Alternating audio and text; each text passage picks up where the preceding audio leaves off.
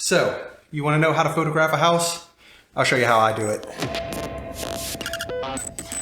All right, so you want to start doing real estate photos? I guess the first place to start is gear. Down here you'll notice tripod, obvious first thing you're going to need, and camera. Here we go. For this shoot, I am using the Sony A7iv with the 12 to 24 millimeter f4 lens.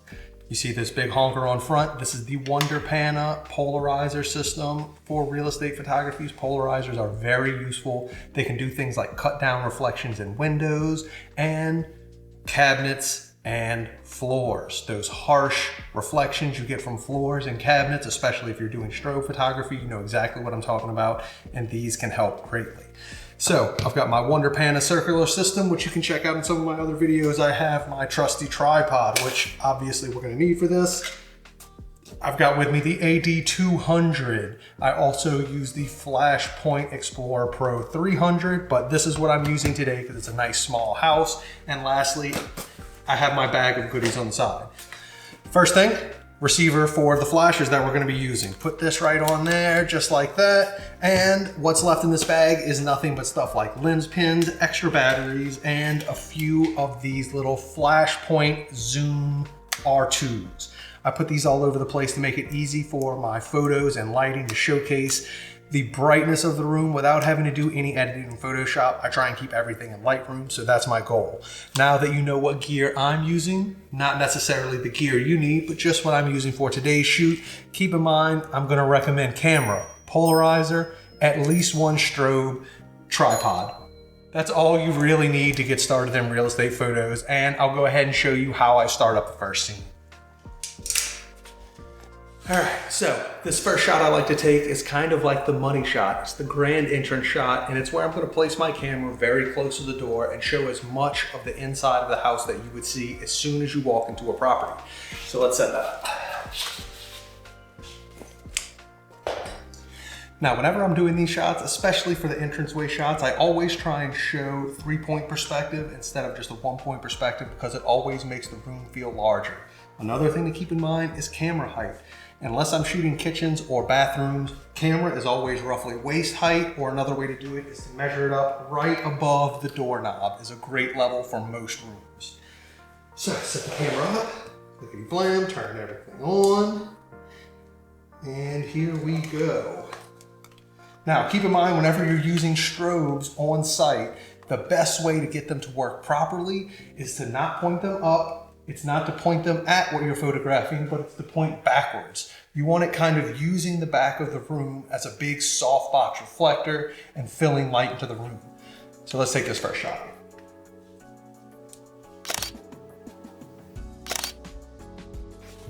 All right, so now that you've seen me get that first 2 shots, I'm gonna continue to shoot this space so you can see exactly how many shots I get, and I'm gonna leave it kind of in hyperlapse mode just so that way you get to see it all.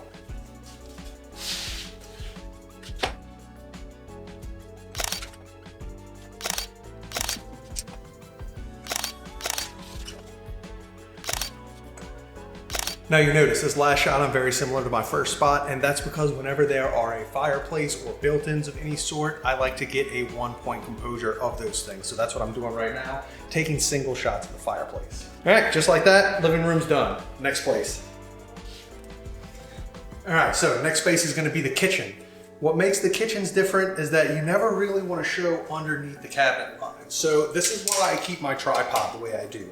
I keep my lower feet at a very certain height that allows it to be close to the doorknob, as mentioned earlier,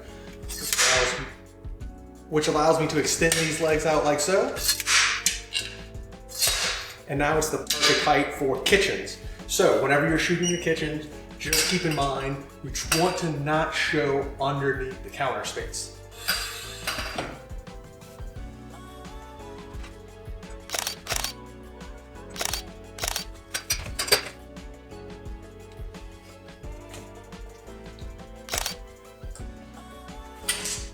Another thing to keep in mind while you're doing this is that If you're not shooting the space as wide as possible and getting the widest shots, then you're not doing it right. That's the biggest point of this MLS photo shoot, is to showcase how large this space feels. So I got a shot from the very corner of the living room showing all of this space, and now I'm gonna get a shot from the kitchen showing into all of this space to reiterate just how connected all these spaces are when people look through the images. And in times like this is when I actually use some of these guys. It's to help throw some accent lighting right around over there, and that way I don't have to take multiple pops and bring it into Photoshop. Let me go set these. Here we go, put one over here. And there we go. I placed my 2 strobes over there. If you want to know more about placing strobes, I made a video earlier on in the year, so you can check that out up at the top, but this is just to keep rocking and rolling. Nice. One more. Boom. All right, just like that, we're done with the 2 main spaces. The living room, the kitchen, and now I'm gonna hit the dining room. But this video is gonna get really repetitive if I just continually just keep showing you exactly how I shoot a space. So instead, I'm gonna give you a breakdown of the rest of the photos of this house, kind of throw it in slideshow mode, and I will talk about those photos as I'm going through them and talk about the settings that I use and what's the most important.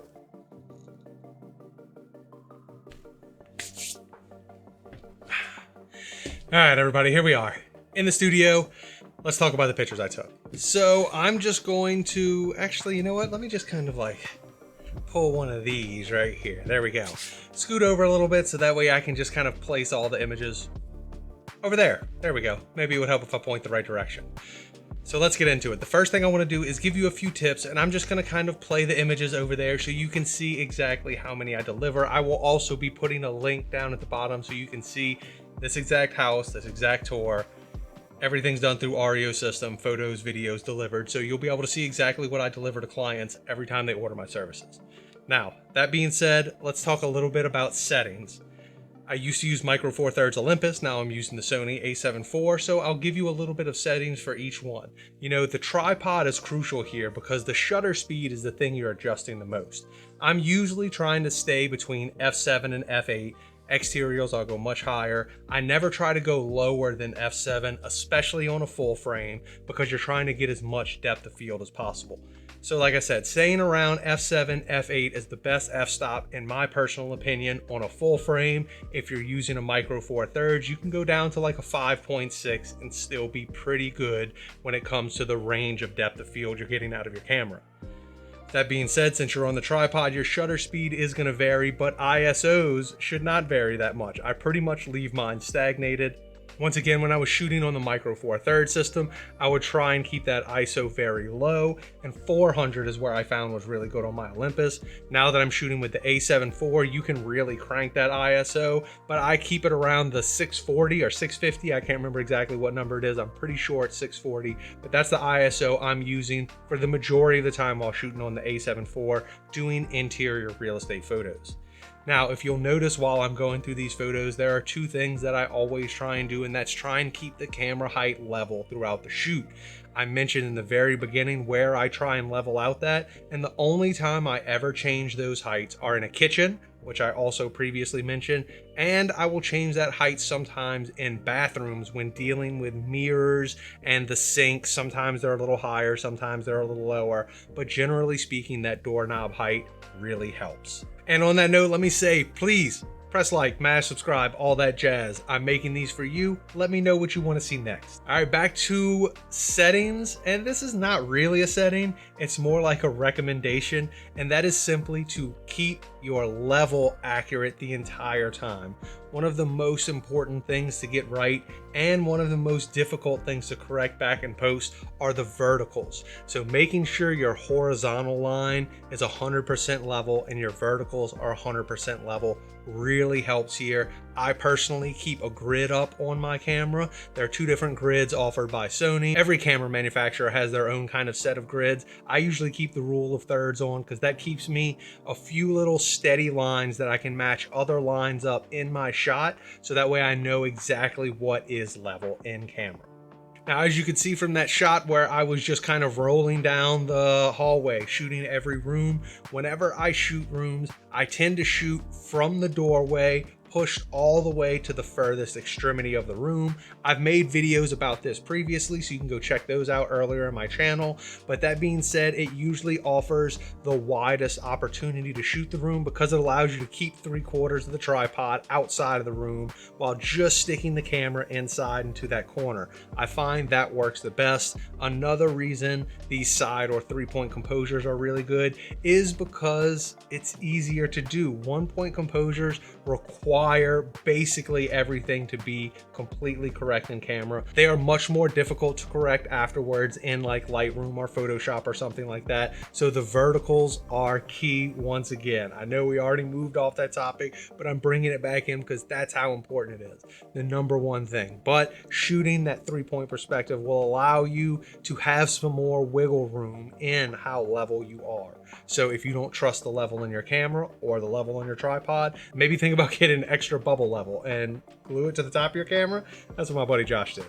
And the last little tip I'll give you while shooting on site that can be really crucial, and that is to use your timer. If you're not using a remote trigger, that's also acceptable.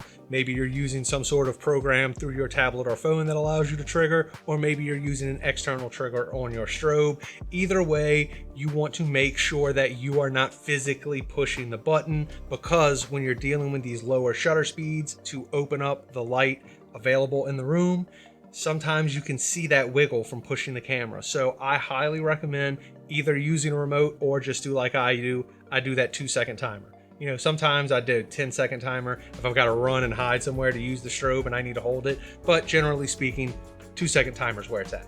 All right, now I know I dropped a whole lot of information on you, and when you're on site, there's a lot of things that could be happening. You know what? It looks like those are done. Let me scoot back on over to the center here where I belong. All right, so whenever you're on site, there's a lot going on, especially if you're brand new to this. You're keeping in mind your settings, your focal distance, all of this stuff. It can be a little overwhelming at times, so just remember to relax, breathe, take your time. And one little step I've found that really helps me over the process of photographing a house to make sure I don't forget anything is I use the lights on in rooms as a status symbol if I have shot it or not. So when I first arrive on property, I will walk around the entire house, do all my blind adjustments, turn on every light, and I will start shooting. I prefer to shoot in the main or largest rooms first, and when I am done with those rooms and I will no longer see them again, I turn off the lights. This is especially helpful for secondary, tertiary bedrooms, bathrooms, Jack and Jills, primary suites, primary bathrooms, primary closets off of primary bathrooms. You know, there's a lot of rooms in these houses, and sometimes you just forget some. So the easiest way I found, once again, is to just, after I shoot a room and I know I won't see it again, I'll turn off the light. So that way when I'm all done, I walk around the property one more time and make sure there's no lights on in any rooms. If there's lights on, I probably forgot to shoot that space, so I better go grab my camera for the front door. All right, like I said earlier, make sure, like and subscribe to this channel. I need that. Help me out here. Need to make that YouTube money. That being said, as always, I hope this helped you out, man. As always, keep rocking and rolling, enjoy what you're doing, make smart business decisions. Put some of these practices to use out in the field, and I'll catch you next time.